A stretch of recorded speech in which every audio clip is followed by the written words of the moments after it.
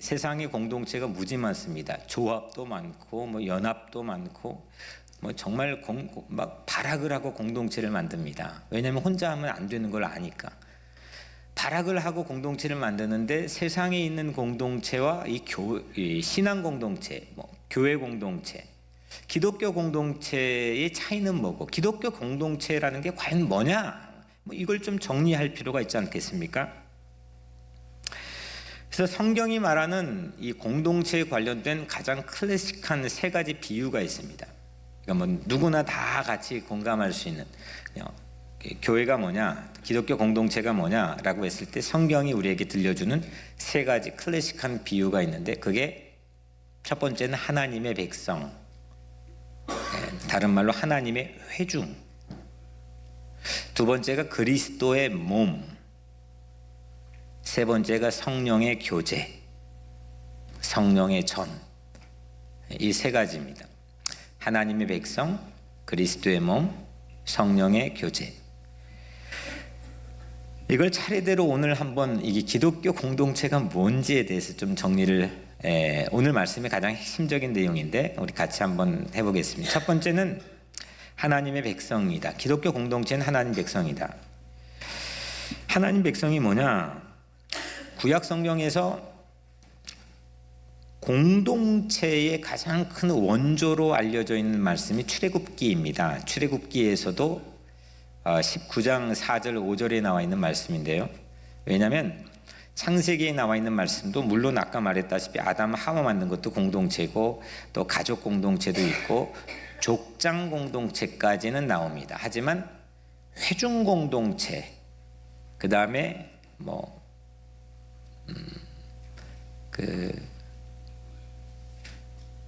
민족 공동체, 큰 의미에서 어떤 신앙 공동체, 이거는 출애굽기의 성경에 처음 등장을 합니다. 19장 말씀은 이제 20장에 10계명이 나오니까요. 10계명에 이제 모세가 하나님의 율법을 받기, 말씀을 듣기 위해서 올라갔는데, 19장에 이제 모세가 올라가기 전에 이제 백성들에게 말씀을 설교를 하는 겁니다. 그때 말씀이 이겁니다. 19장 4절 5절 말씀에 이제 들어보시면, 내가 애굽 사람에게 어떻게 행하였음과 내가 어떻게 독수리 날개로 너희를 넘어 내게로 인도하였음을 너희가 보았느니라. 세계가 다 내게 속하였나니 너희가 내 말을 잘 듣고 내 언약을 지키면 너희는 모든 민족 중에서 내 소유가 되겠고. 시내산 아래 하나님의 회중으로 함께 모였고 그들은 하나님의 메시지를 같이 들었습니다. 공통적인 경험을 같이 한 겁니다. 같은 자리에서 같은 시간에. 하나님이 어떻게 독수리 날개를 펴가지고, 마치 은유적으로 말한 거죠. 독수리 날개를 펴가지고 저 어목한 이집트 제국에 맞서가지고 감히 우리들 노예들이 하나님께서 우리들을 업어가지고 여기까지 인도했는지 우리 같이 보지 않았느냐, 그 같이 은혜를 경험하지 않았느냐, 이 메시지를 같이 들었습니다. 그래서 하나님 백성, 하나님의 회중 공동체에 담겨있는 첫 번째 의미는 그 메시지에 대한 공통의 경험이 있어야 됩니다.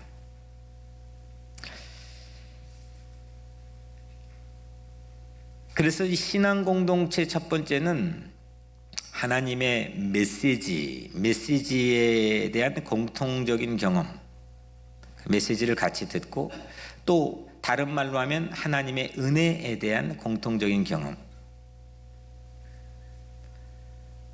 또 다른 말로 하면 우리 지난 2주 동안 살펴봤던 복음에 대한, 복음의 능력에 대한 공통적인 경험, 이 경험이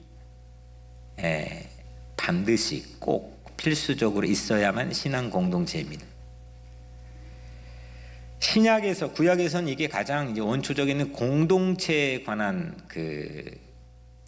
말씀이라고 한다면, 신약에서 공동체의 가장 클래식한 말씀은 사도행전 2장 42절부터 47절까지죠. 오순절 다락방 사건 이후에 초대교회 공동체 모습을 처음 우리에게 보여준 그 첫 절을 보면, 그들이 사도의 가르침을 받아 서로 교제하고 떡을 떼며 오로지 기도하기를 힘쓰니라. 그들이 뭘 먼저 했어요? 사도의 가르침을 받았다. 메시지를 공통적으로 같이 들었다 이겁니다. 은혜를 같이 받았다. 거기에서 공동체는 이게 다른 세상의 공동체와 다르게 그걸로부터 이 공동체는 시작이 된다는 겁니다. 그게 없으면 세상의 공동체와 하등 다를 게 없습니다. 사도의 가르침을 받아 듣는 그 공통적인 경험이 교회 공동체를 시작하게 했습니다. 메시지를 함께 듣고 또 함께 은혜 받는 그 공통의 경험이 공동체의 사활이 걸려있는 이슈입니다.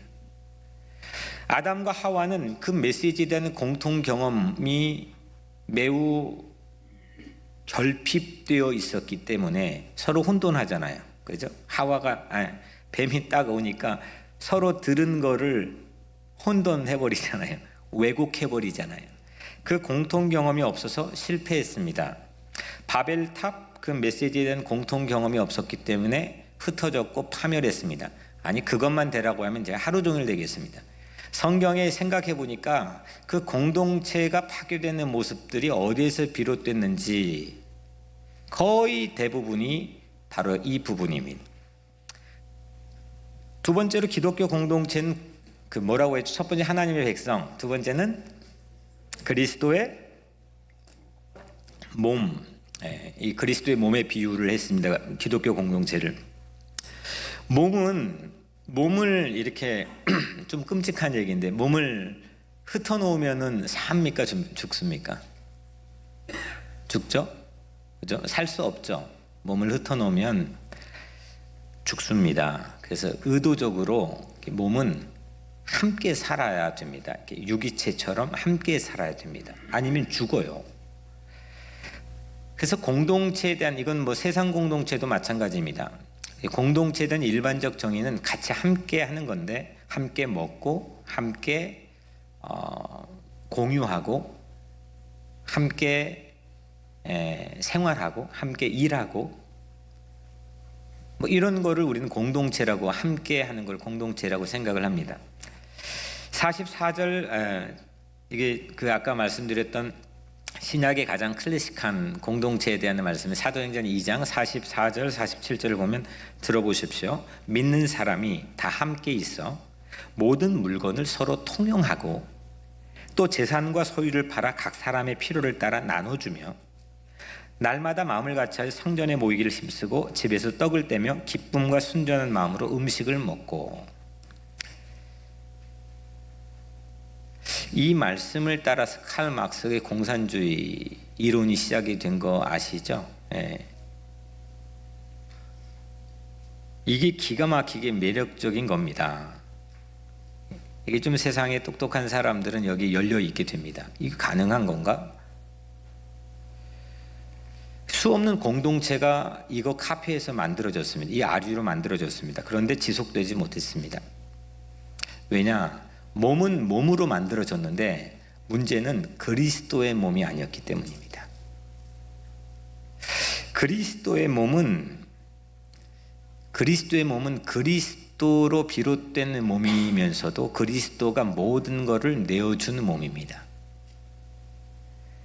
그리스도께서 자신의 몸을 나누셨기 때문에 그리스도의 몸인 기독교 공동체는 예수가 그렇게 했기 때문에 예수가 그렇게 본을 보여주셨기 때문에 예수가 우리에게 그렇게 명령하고 말씀해 주셨기 때문에 그렇기 때문에 우리는 물건을 공유하고 그리고 우리의 삶을 나누고 멋진 화합을 이루어낼 수가 있다는 겁니다. 세 번째는 기독교 공동체가 성령의 교제라고 말씀했습니다. 성령의 교제. 성령은 우리에게 하나 되게 하는 영이 성령의 본질은 우리를 하나 되게 하는 겁니다.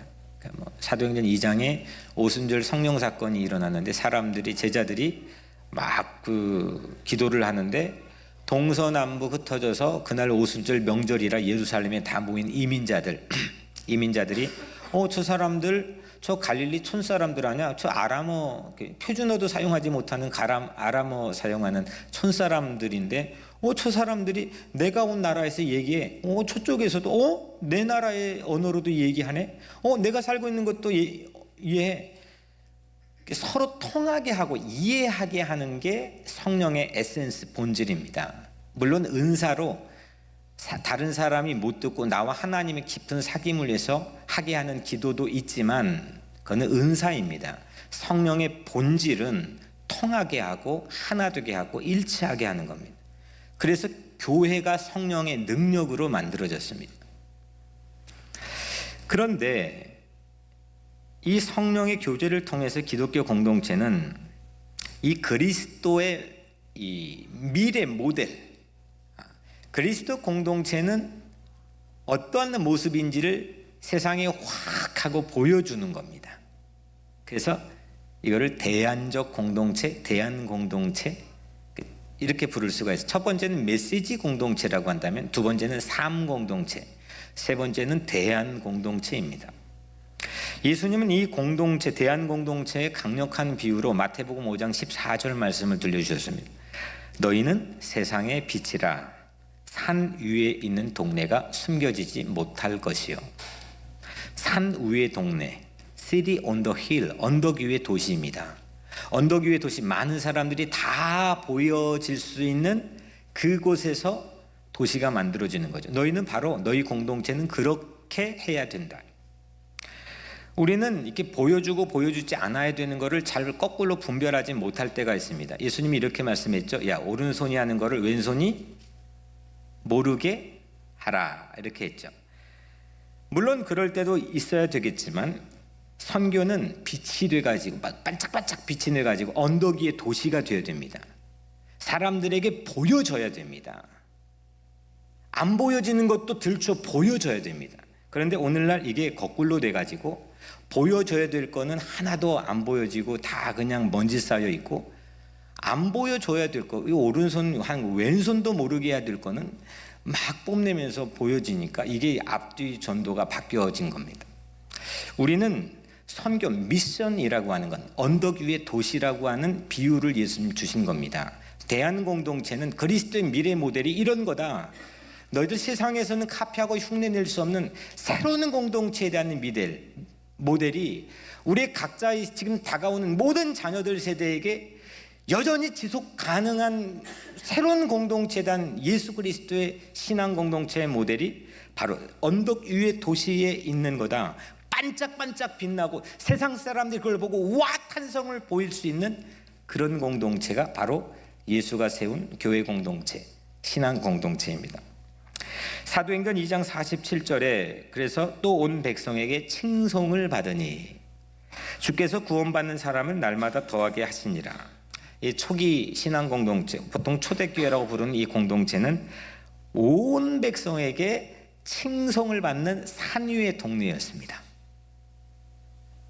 그 사람들이 똑똑한 사람들이 모였으면 제가 좀 말을 좀 줄이겠습니다.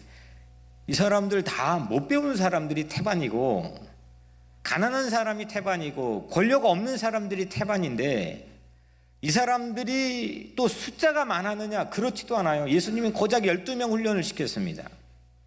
그리고 모여있는 사람 120명이었습니다. 이 사람들이 세상을 어떻게 뒤집겠습니까?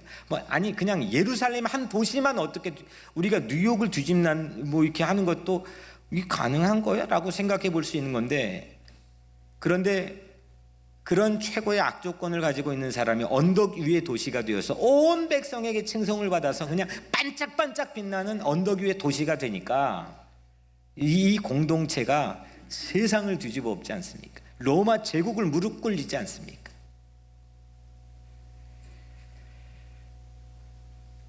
이렇게 기독교 공동체는 세 가지가 있어야 됩니다. 메시지의 공통 경험, 그리고 삶을 함께 하는 것, 그리고 미래 모델 대안 공동체입니다.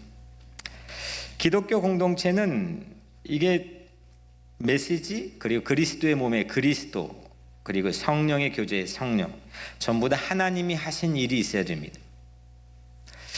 그래야 이게 세상에서 하는 공동체도 보면은 서점에 가보면 그런 처세술 많습니다. 뭘 어떻게 하는 101가지 방법, 이유.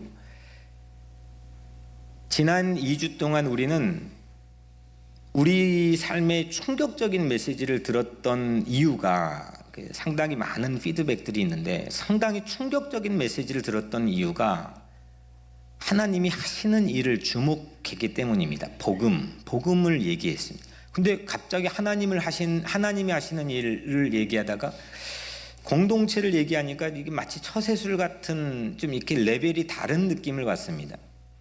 우리 팀 켈러 목사님 교재도 좀 그런 느낌이 좀 갑자기 농후해졌습니다. 그런데 이게 기독교 공동체 본질이라고 하는 것은 하나님의 백성, 하나님입니다. 그리스도의 몸, 그리스도입니다. 성령의 교제, 성령입니다. 이것 또한 하나님이 하시는 일로부터 시작이 되는 겁니다. 거기에 우리의 공통적인 경험이 없으면 이건 세상 공동체하고 똑같은 처세술로 지속 가능하지 못하는 모습으로 유지될 수밖에 없습니다. 그래서 하나님이 하신 일인 메시지는 누가 만드는 겁니까? 이건 메시지의 프로바이더, 공급자는 사람이 아니잖아요. 그거는 우리는 듣는 사람인 거지. 여기 지금 말하고 있는 저 또한 마찬가지죠. 이 메시지의 유일한 공급자는 하나님이 하시는 거죠. 거기에 대한 공통적인 경험은 우리가 하는 겁니다. 오늘 2절 말씀에 마음을 같이하여 같은 사랑을 가지고 뜻을 합하여 한 마음을 품어. 같은 사랑, 같은 뜻, 같은 마음. 그리스도 안에서 삶을 함께 공유하자는 거죠. 그리스도의 몸입니다. 이를 위해서 그리스도 예수는 공동체를 세우기 위해서 어떤 마음을 그러면 우리에게 줬느냐. 우리 플러그인을 해야 될 콘센트를 찾아야지. 컴컴해가지고 콘센트 못 찾을 때 있잖아요. 그게 콘센트 못 찾아가지고 그냥 놔두고 셀폰 배터리를 차지하려면 셀폰 배터리가 차지가 됩니까? 이게 좀 어리석은 일이죠. 이걸 콘센트를 어떻게 해서든 찾아서 꽂아 놔야 이게 셀폰의 배터리가 차지가 되는 거죠. 마찬가지로 우리가 그렇게 공동체의 마음, 태도, 자세를 우리가 예수의 마음에게서 오늘 도전을 우리에게 주고 있는데 너희는 이 마음을 품으라 곧 그리스도 예수의 마음이니 그게 어떤 마음이냐? 6절 7절에 보면 그는 근본 하나님의 본짓이나 하나님과 동등됨을 취할 것으로 여기지 아니하시고 오히려 자기를 비워 종의 형체를 가지사 사람들과 같이 되셨고 이거 성육신 말씀하시는 거죠. 하나님과 본체가 같았는데 에센스가 같았는데 사람의 모양이 됐다는 겁니다. 자기를 비워가지고. 자기를 비운다는 건 정말 이거 어떻게 되는 거예요?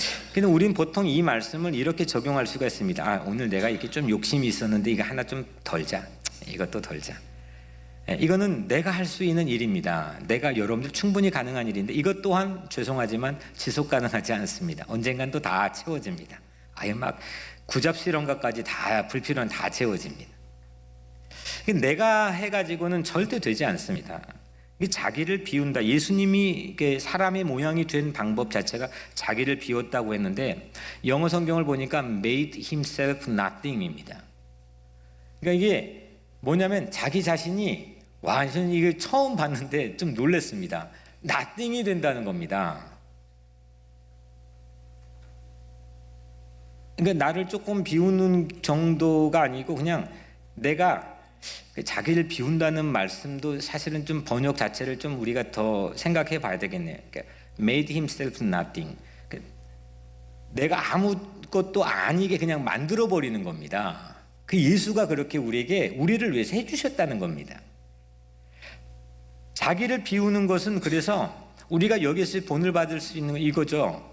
나를 nothing, 그러니까 나를 없애고 내가 그냥 상대가 돼버리는 태도를 갖는 겁니다. 이거 되면은 그 공동체가 안 될 이유가 없지 않겠습니까? 예수가 우리에게 해주셨다는 겁니다. 그거 붙들고 그 복음의 메시지를 공통적으로 경험하는 공동체가 되라는 거죠. 나를 없애고 나를 nothing으로 만들고 내가 상대가 돼버린다. 이건 물론 우리가 성육신 인카네이션 하나님이 사람이 되어도 그 모르는 사람이 어디 있습니까?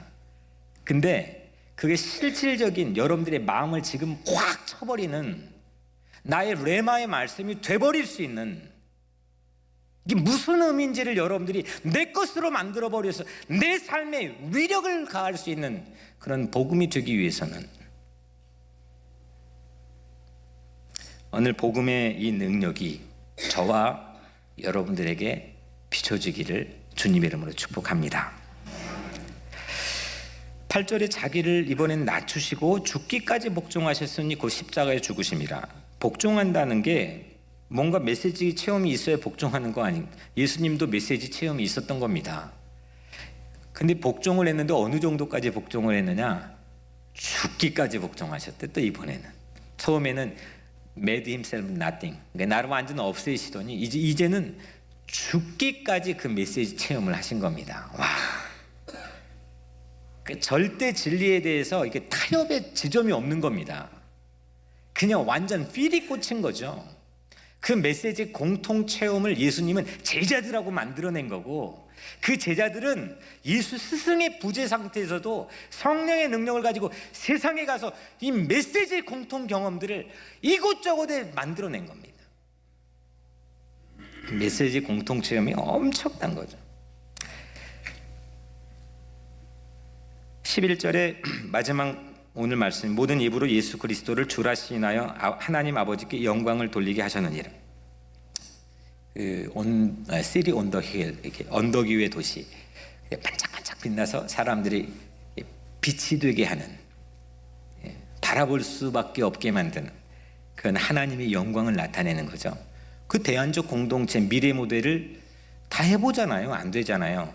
방법은 하나밖에 없다는 거예요. 방법은 하나밖에 없는데 그건 뭐냐? 여러분들 백날 가서 선을 해보고 뭐 해보세요. 이게 대안적 공동체가 될 수가 없습니다. 방법은 하나인데 진짜 구원자, 진짜 우리의 주인인 주님을 우리의 모든 입으로 예수를 주라 시인하게 하는 것만 대안적 공동체가 될 줄로 믿습니다. 이거 이외에는 우리가 자녀에게도 대안이 못 됩니다. 근데 이게 되면 이 교회는 우리가 부족하고 우리가 연약하지만 모든 입으로 예수를 주로 시인하는 공동체는 산 위의 도시처럼 반짝반짝 빛나 세상에 하나님의 영광을 나타낼 수 있는 대안적 공동체가 될 줄로 믿습니다. 사랑하는 여러분, 공동체, 신앙 공동체, 기독교 공동체 세 가지를 살펴봤습니다. 모두 다 하나님, 그리스도, 성령님이 하시는 일입니다. 메시지, 그리스도의 몸인 삶, 그리고 성령의 능력, 성령의 교제. 이 신앙의 공동체를 우리가 함께 세워가기를 주의 이름으로 축복합니다. 메시지 공동체, 삶 공동체, 그리고 대안 공동체. 오직 이 공동체는 복음을 통해서만 변화될 줄로 믿습니다. 신앙 공동체인 뉴욕 우리 교회가 하나님의 메시지를 듣고 함께 듣고 그 삶을 함께 나누고 공유하고 칭송을 받아서 하나님의 영광을 나타내 전도할 수 있는 그런 대안 공동체가 되기를 축복합니다.